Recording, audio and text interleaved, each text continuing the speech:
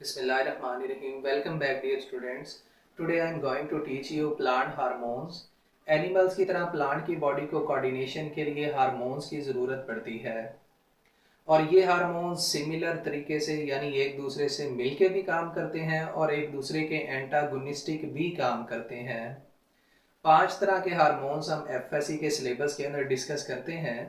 इनमें सबसे पहला हार्मोन है ऑक्सिन, जिसे इंडोल एस्टिक एसिड भी कहते हैं और इसका काम सेल डिवीजन और अलोंगेशन करवाना होता है। उसके बाद सेकंड हार्मोन हम डिस्कस करेंगे जिब्रेलिक एसिड या जिबरलिंस और इसका काम डोरमेंसी को ब्रेक करना होता है, सीड की डोरमेंसी को और बड की डोरमेंसी को।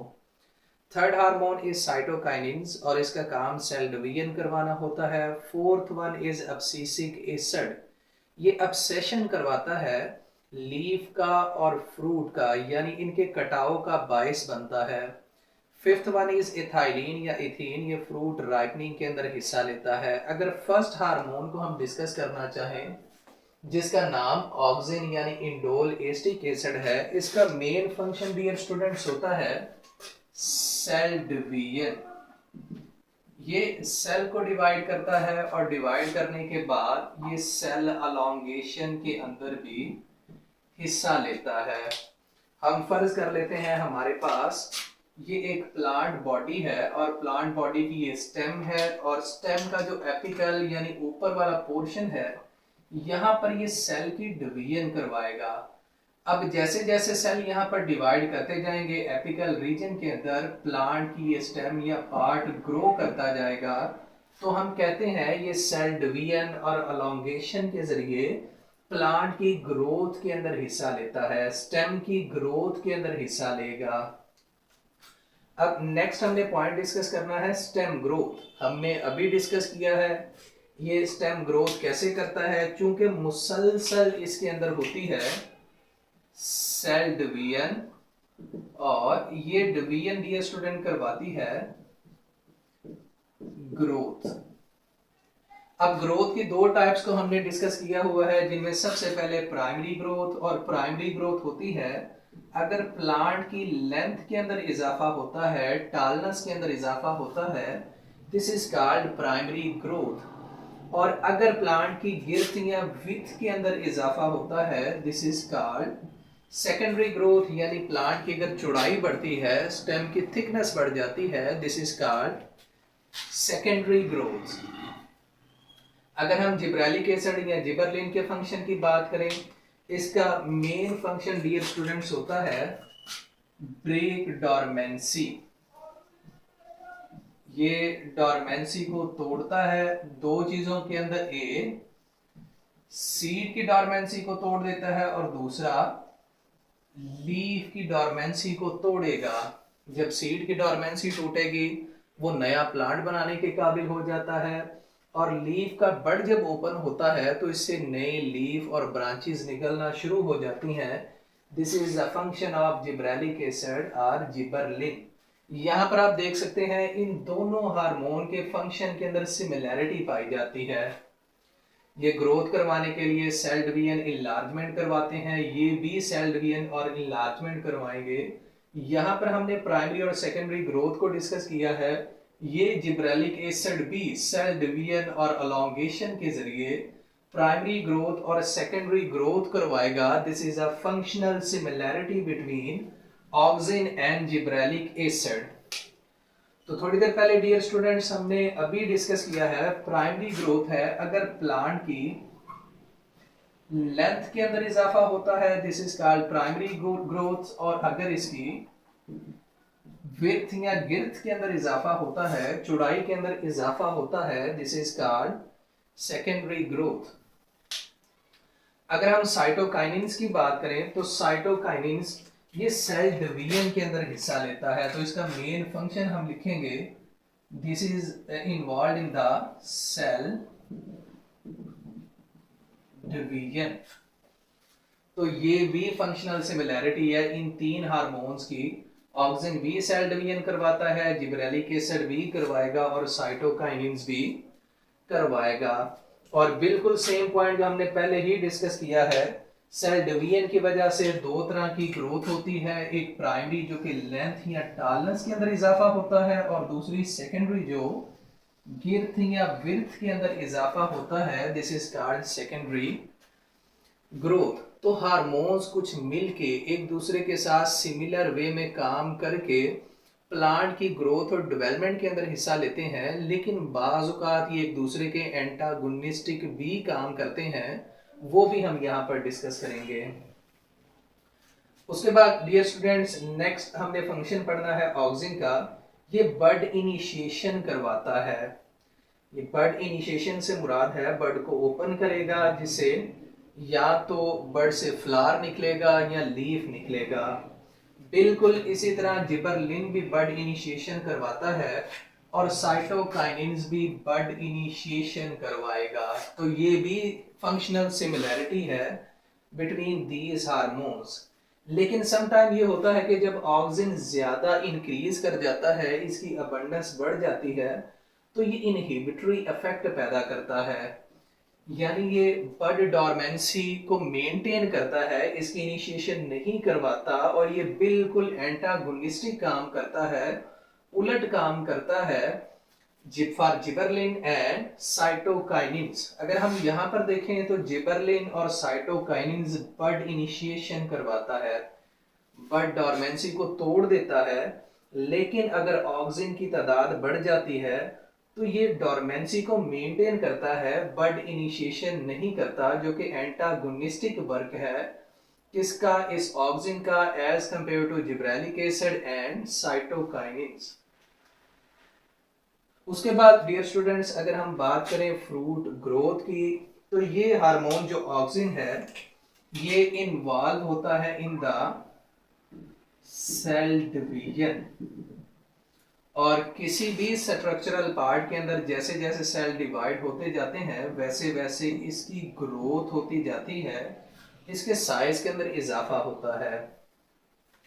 बिल्कुल इसी तरह जिब्रेलिक एसिड ये भी लीफ ग्रोथ करवाता है due to the cell division. Cell divide करते जाएंगे, जैसे जैसे सेल डिवाइड करेंगे लीफ की ग्रोथ होती जाएगी, इसका साइज बढ़ता जाएगा। उसके बाद अगर साइटोकाइनिन्स की हम बात करें तो इसके अंदर भी सेल डिवीजन होती है। सेल डिवीजन की वजह से दो स्ट्रक्चरल पार्ट, एक लीफ और दूसरा फ्रूट, इनकी ग्रोथ होती है। तो ये भी फंक्शनल सिमिलैरिटी है बिटवीन दीज हार्मोन्स। तो ये हार्मोन्स एक दूसरे के साथ मिलके भी काम करते हैं। अगर हम नेक्स्ट इसके करेक्टर की बात करें या इसकी प्रॉपर्टी की बात करें, तो जो लेटरल बड है उसकी डॉर्मेंसी को ये मेंटेन करता है, यानी लेटरल बड को, जो साइडों की बड होती है, उसकी इनिशिएशन को ये रोक देता है और एपिकल डोमिनेंस करवाता है। अब एपिकल डोमिनेंस क्या होता है? तो डियर स्टूडेंट्स, अगर हम बात करें, हमारे पास ये प्लांट की बॉडी है, इससे कुछ यहाँ से लेटरल ब्रांचेस निकलती हैं लेटरल बड से, ये इन्हें रोक देता है, यानी ये ग्रो नहीं करेंगी। और जो एपिकल बड है, ऊपर वाला बड है, ये मुसलसल ग्रो करता जाएगा और प्लांट की टालनेस के अंदर इजाफा होगा। This is called apical dominance. यानी ऑक्सिन हार्मोन एपिकल डोमिनेंस करवाता है, प्लांट की टालनेस के अंदर इजाफा करवाएगा, और जो लेटरल बर्ड्स हैं इन्हें ग्रो करने से रोक देगा। जबकि जिब्रेलिक एसिड की बात करें तो ये ब्रेक करता है डॉर्मेंसी को, क्योंकि ये रिलीज करता है अल्फा अमाइलेज एंजाइम। ये एंजाइम सीड और बड की डॉर्मेंसी को रोक देता है, इसे तोड़ देता है, जिसकी वजह से ये ग्रो करना शुरू हो जाते हैं। बिल्कुल इसी तरह साइटोकाइनिन्स भी डॉर्मेंसी को ब्रेक करते हैं। अब जब डॉर्मेंसी ब्रेक होगी तो वो बड भी ग्रो करना शुरू कर देगी। उसके बाद डियर स्टूडेंट्स, ये डिले करते हैं लीव सेंसीन को। अब एजिंग के प्रोसेस को कम कर देते हैं। एजिंग के प्रोसेस के अंदर क्या होता है, जो लीव्स होते हैं वो येलो होना शुरू हो जाते हैं। येलो होने के बाद वो फॉल ऑफ कर जाते हैं, प्लांट से गिर जाते हैं, तो ये इसे रोकता है। बिल्कुल सेम फंक्शन ये हमारे पास जिब्रेलिक एसिड भी परफॉर्म करेगा, और साइटोकाइनिन्स भी same function dear students perform करेगा। ये इनहेबिट करता है अब्सेशन को। अब्सेशन कहते हैं कटाव, यानी लीव समटाइम क्या होता है, येलो होने के बाद ये प्लांट से गिर जाते हैं, फ्रूट प्लांट से गिर जाता है, दिस इज कॉल्ड अब्सेशन। अब इस अब्सेशन को रोकता कौन है, ये ऑक्सिन। लेकिन अब्सेशन करवाता कौन है, अब्सिसिक एसिड। अब्सिसिक एसिड कैसे इसे अब्सेशन को करवाता है, हम फर्ज कर लेते हैं हमारे पास ये एक प्लांट बॉडी है और इस प्लांट बॉडी के साथ यहाँ पर लीफ लगा हुआ है। अब एब्सिसिक एसिड क्या करता है, अब्सिसिक एसिड यहाँ पर आके एक प्लेट बनाना शुरू कर देता है, इसके इस पैसेज को ब्लॉक कर देता है, जिसकी वजह से जो इसका सैप है वो लीफ तक नहीं जा पाता। जब लीफ तक नहीं जाएगा, ये लीफ येलो होना शुरू हो जाएंगे। आप जैसे ही थोड़ा इस प्लांट को स्टिर करेंगे या हिलाएंगे तो ये लीफ यहाँ से गिर जाएगा, फॉल ऑफ कर जाएगा, और लीफ का गिरना ये अब्सेशन कहलाता है। तो डियर स्टूडेंट्स ये भी याद रखिएगा, जिब्रेलिक एसिड इस पैसेज को, जिब्रेलिक एसिड नहीं, अब्सिसिक एसिड इस पैसेज को ब्लॉक कर देता है, जिसकी वजह से अब्सेशन होती है। और ऑक्सिन क्या करता है, ऑक्सिन इस अब्सेशन को रोकता है। उसके बाद NAA इसकी टाइप है, इसका कमर्शियल यूज है। ये टाइप फ्रूट सेट करती है, यानी फ्रूट की इनिशिएशन करवाती है और फ्रूट की डेवलपमेंट को प्रमोट करती है। इंडोल प्रोपानाइक एसिड जिसे IPA कहते हैं, ये भी फ्रूट सेट करता है और पार्थिनोकार्पी के अंदर इन्वॉल्व होता है। पार्थिनोकार्पी डियर स्टूडेंट्स हमने पहले भी डिस्कस किया हुआ है। अगर फर्टिलाइजेशन के बगैर फ्रूट बनता है, सीडलेस फ्रूट, इसे हम पार्थिनोकार्पी कहते हैं। इस पार्थिनोकार्पी के जरिए मुख्तलिफ फ्रूट ऐसे होते हैं जिनमें सीड नहीं होता, वो ग्रेप्स भी हो सकते हैं, वो टेंजराइन की कोई वैरायटी भी हो सकती है, वो ऐसी डेट्स या खजूर भी हो सकती हैं जिनके अंदर सीड नहीं होता और ये फर्टिलाइजेशन के बगैर डेवलप करती हैं। उसके बाद 2,4-डाइहाइड्रोक्सी फिनॉक्सी एसिटिक एसिड, ये भी डियर स्टूडेंट्स टाइप है ऑक्सिन की। इसका कमर्शियल यूज ये है, ये वीड किलर है। ऐसी जड़ी बूटियां जिनके पत्ते बड़े बड़े होते हैं और मेन क्रॉप के साथ ये पाई जाती हैं, इन्हें किल करवाने में ये हेल्प करता है। पोटैटो को स्प्रूटिंग से रोकता है। अब पोटैटो के ऊपर बर्ड्स होती हैं, अगर वो बर्ड्स ग्रो करना शुरू कर जाएं तो फिर ये पोटैटो खराब हो जाता है। इस बर्ड की ये स्प्रूटिंग को रोक देता है, इसे डॉर्मेंट कर देता है। This is a commercial use of 2,4-D। तो डियर स्टूडेंट्स ये हमारे पास हार्मोन था ऑक्सिन। उसके बाद नेक्स्ट हमने यहाँ पर डिस्कस करना है जिब्रेलिक एसिड या जिबरलिन्स। ये लॉन्ग डे प्लांट, यहाँ तक हमने पहले ही डिस्कस किया था।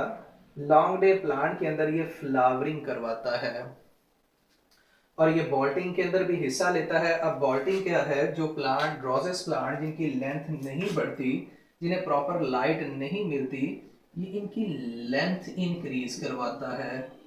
हम फर्ज कर लेते हैं हमारे पास एक रोजेट्स प्लांट है, यहाँ पर हम ड्रॉ कर लेते हैं, ये रोजेट प्लांट यहाँ पर मौजूद है। इसकी टालनेस के अंदर ये इजाफा करवाएगा, दिस इज कॉल्ड बॉल्टिंग। और ये फ्रूट सेट के अंदर भी हिस्सा लेता है, फ्रूट की डेवलपमेंट और फ्रूट को वहां पर इनिशिएट करवाता है। पार्थिनोकार्पी भी जिब्रेलिक एसिड की वजह से होती है, ये भी हमने डिस्कस किया हुआ है। अगर फर्टिलाइजेशन के बगैर फ्रूट बनता है, दिस इज कॉल्ड पार्थिनोकार्पी। और इसके अंदर डियर स्टूडेंट ग्रेप्स, टेंजराइन्स, डेट्स जो कि सीडलेस होती हैं, वो डेवलप की जाती हैं। साइटोकाइनिन्स भी हमने थोड़ा सा डिस्कस किया था और ये हमने डियर स्टूडेंट्स डिस्कस किया था लीफ सेंसिन, डिले लीफ सेंसिन तक। उसके बाद डिले एजिंग, ये एजिंग के प्रोसेस को भी स्लो डाउन कर देता है। Ageing is a negative physiological change in any body, वो प्लांट बॉडी भी हो सकती है, वो एनिमल बॉडी भी हो सकती है। प्लांट के अंदर एजिंग ये होता है, इसके जो पार्ट्स हैं, जो लीव्स हैं, वो येलो होना शुरू हो जाते हैं और येलो होने के बाद ये मेन प्लांट बॉडी से फॉल ऑफ कर जाते हैं, तो ये इसे रोकता है। उसके बाद ये डॉर्मेंसी को ब्रेक करता है, ये भी हमने पहले डिस्कस किया हुआ है। जैसे ही डॉर्मेंसी ब्रेक होती है, चाहे वो बड की डॉर्मेंसी है, सीड की डॉर्मेंसी है, वो ग्रो करने के काबिल हो जाते हैं। असल में बड जो होती है इसमें कंप्लीट होल प्लांट की खुसूसियत होती है। ये प्लांट के तौर पे काम करता है क्योंकि इसके अंदर ऑर्गेनिज्म का होल जेनेटिक मटेरियल होता है, वो सारी इंफॉर्मेशन होती है जो कंप्लीट प्लांट बनाने की सलाहियत रखती है। यही वजह है अगर हम कोई बर्ड लेते हैं, लेने के बाद इसे सॉइल के अंदर ग्रो करवाते हैं तो वो कंप्लीट प्लांट बनाने की सलाहियत रखता है।